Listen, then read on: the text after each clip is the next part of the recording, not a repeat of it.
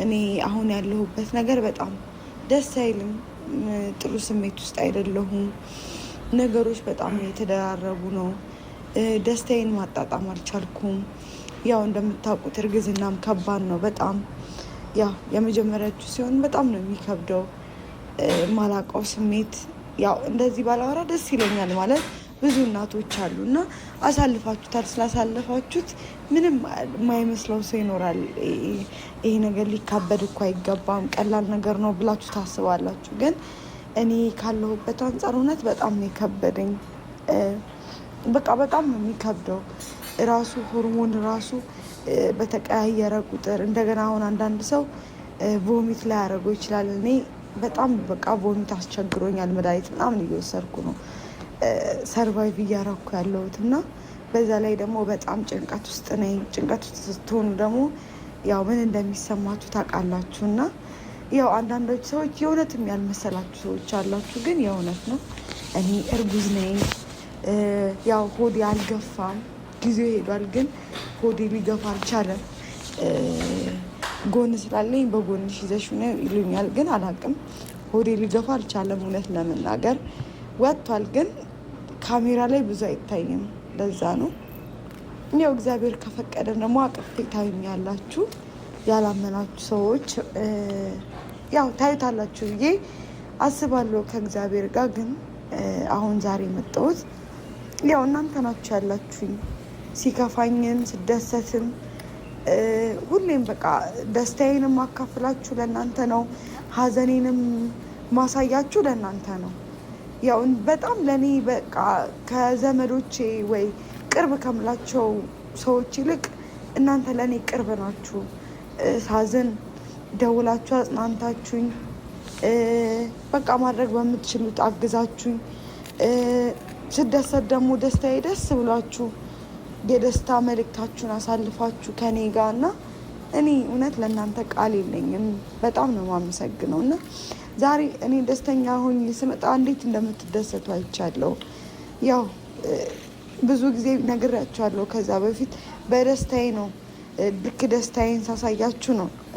ደስታችሁን ስታሳዩት የሚወዳችሁ ሰው ደስታችሁ ተካፋይ ይሆናል። የማይወዳችሁ ሰው፣ የሚመቀኝባችሁ ሰው ግን ይጠፋል። እንደዛ ነው። ደስታችሁ አብሮ አይጋራም ብዙ ሰዎች እና እናንተ ግን ደስታዬን ተጋርታችሁ ሀዘኔን ተጋርታችሁ ለእናንተ ቃል የለኝም። የምሬን ነው። በጣም የቅርብ ናችሁ። በቃ እኔ እንጃ እንዴት ብዬ እንደምገልጻችሁ እውነት አላውቅም። በቃ የቅርብ ናችሁ። በቃ ወዳጅነታችሁ የእውነት ነው። ማስመሰል የለበትም።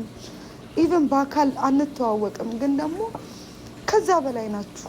በአካል ከማውቃቸው ሰዎች ይልቅ ለእኔ ቅርብ ናችሁ እና የምር በጣም ነው የማመሰግነው። አሁን እንደዚህ ሆኜ ባልመጣ ደስ ይለኛል ብያችኋለሁ። እና እየተፈጠረብኝ ያለው ነገር አንደኛ ያልሆነ ነገር፣ እኔ ባለትዳር ነኝ። የሆነ ባለትዳር ስትሆኑ እግዚአብሔር ያጣመረው ነገር ነው አይደለ? ይሄ ሰዎች ያጣመሩት ምናምን ነገር አይደለም። የምትታመኑት ለራሳችሁ ነው። በቃ እኔ ምንድን ነው እኔ ካላዛር እንኳን ብለይ እኔ ሩጬ ወንድ ጋር ሄዳለሁ ብዬ አላስብም። ሲጀመር አላደርገውም። በቃ አንድ ሰው ትዳር ላይ ያ ሰው ልትተውት የምትችሉት እንደ እኔነት ማለት ነው ዝሙት ካረገባችሁና ከሞተ ነው ሌላ ወንድ ጋር ልትሄዱ የምትችሉት ነው። ግን እሱ በህይወት እያለ ዝሙት አላረገብኝ። የተፈጠሩ ነገሮች አለመግባባቶች ናቸው። ይህንን ነገር እያለ እያወቅኩኝ ሌላ ቦታ ልሄድ አልችልም። አላደርገውም። ሲጀመር አላስበውም። ተውት። አላዛርም ባይኖር እኔ አላደርገውም። በቃ ማድረግ ስለማልፈልግ ለራሴ ማለት ነው። እና እኔ በቃ የእውነት የምሬን ነው። የሆነ በቃ ውስጤ በጣም ነው ሆድ የሚብሰኝ። በጣም እንዳልኳቸው ሆርሞኑም አለ። እንደገና ደግሞ ነገሮች ሲደራረቡ አስቡት እስኪ። በቃ እውነት በጣም ነው ጫና የበዛብኝ። በቃ አንዱን አለፍኩ ስል አንዱ ይመጣል፣ አንዱን ተወጣው ስል አንዱን ይመጣል። በትዕግስት በቃ እሱን ጠብቄ ስህተትም እንዳለብኝ ሆኖ ሰው ማቅረብ አልነበረብኝም። ግን ደግሞ የእውነት በጣም ከባድ ጊዜ ነበር። ሰው የሚያስፈልገኝ ሰዓት ነበረ። በጣም ሰው ፈልጋለሁኝ። ምክንያቱም ከጎን የሚሆነኝ አለሁልሽ የሚለኝ በቃ በጣም ኢቨን ሰው ራሱ አብሯችሁ ሆኖ ሆርሞኑ ብቸኝነት ይሰማችኋል። ሰው አጠገባችሁ እያለ ታውቁታላችሁ። እናቶች በደንብ ትረዱኛላችሁ። ምክንያቱም እናቶችም ስላላችሁ ማለት ነው የኔን ስሜት እና በቃ እኔ የምሬን ነው። በቃ በጣም ከባድ ጊዜ ነው እያሳለፍኩ ያለሁት። ስቄ ለብሼ ስታይ ልብስ ብዙ ነገር ከበር ያደርጋል። ለብሰን ስንታይ በውስጣችን ብዙ ነገር ነው የምናሳልፈው። ብዙ ነገር እየተጋፈጥን ነው።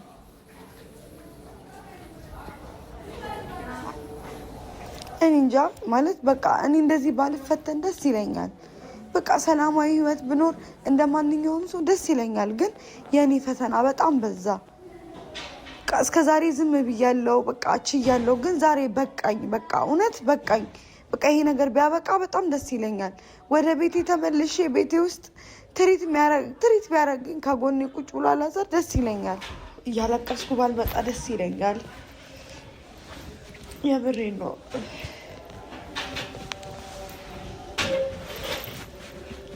በጣም ነው ግራ የገባኝ እና በጣም በቃ እያለቀስኩ ባልመጣ ደስ ይለኛል። አውቃለሁ በይን ማየት የማትፈልጉ ሰዎች አላችሁ፣ ስስቅ ደስ የሚላችሁ ሰዎች አላችሁ። እና በቃኝ አሁን በጣም ነው የመረረኝ። አላቅም ሆርሞን ይሁን እንደዚህ እንዲሰማኝ የሚያደርገው ነገሮች ከመደራረቡ የተነሳ ይሁን አላቅም። በጣም ነው ግራ የገባኝ። በጣም እንዴት ወጌ እንደማሳልፍ እራሱ አላቅም። ጭራሽ ደግሞ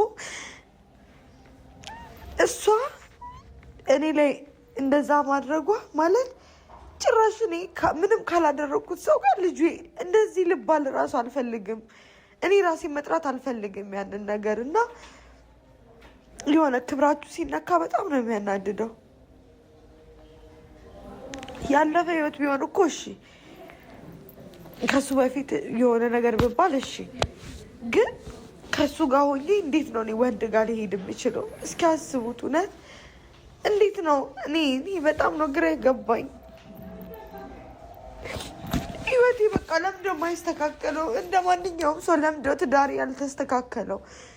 ለምን? ምን አድርጌ እኔ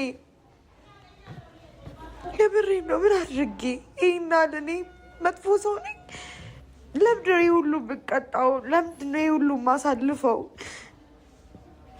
ፊት ያሳለፍኩት እኮ ይበቃል። ግን በቃ ትዳር ደግሞ ብዬ ስገባ ትዳር ውስጥ መፈተን ምን ያህል ከባድ እንደሆነ እኔ እንጃ ታውቁታላችሁ። አብሶ ደግሞ በውስጣችሁ ልጅ ይዛችሁ በቃ በጣም ከባድ ነው። ስለ ልጄ ማውራት አልፈልግም፣ ግን ገና አልተወለደም እንደዚህ ማለት አልፈልግም። ግን በቃ እኔ አሁን እየተሰማኝ ያለው ነገር አላውቅም ምን ማድረግ። እኔ መኖር አስጠልቶኛል። በቃ በጣም በቃ ካሜራ ይዤ እንደዚህ ማለት አልፈልግም። ግን በቃ ያላችሁኝ እናንተ ስለሆናችሁ ነው እንደዚህ መጥቼ ማወራው ብያችኋለሁ። ለእኔ የቅርብ ሰዎች እናንተ ናችሁ። ለእኔ ቅርቤ እናንተ ናችሁ። ኮሜንታችሁን አይቼ ይደሰታለሁ፣ ኮሜንታችሁን አይቼ አዝናለሁ። እና